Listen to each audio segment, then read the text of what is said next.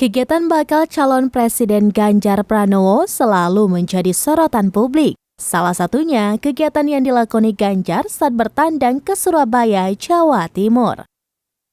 Mulanya, ia diisukan bakal menemui Gubernur Jawa Timur Khofifah Indar Parawansa. Namun, kabar tersebut ditampik oleh mantan Gubernur Jawa Tengah itu.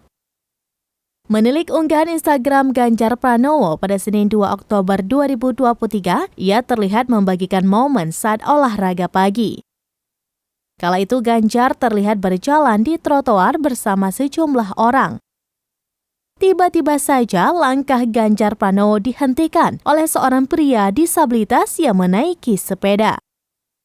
Pria tersebut tampak memanggil nama Ganjar Pranowo dan meminta untuk berfoto bersama. Dengan ramah, Ganjar pun menyanggupi permintaan pria disabilitas itu. Saat hendak mengeluarkan ponselnya dari dalam tas, pria tersebut tampak kesulitan. Kemudian Ganjar Pranowo langsung mengajak pemuda itu untuk selfie. Dalam kolom keterangannya, Ganjar menyebut bahwa Surabaya selalu memiliki cerita. Terlebih terkait orang-orangnya yang pemberani dan pantang menyerah. Sosok pemuda disabilitas itu membuat hati Ganjar terenyuh. Ia pun salut dengan perjuangan pria tersebut lantaran tetap berdagang meski memiliki keterbatasan.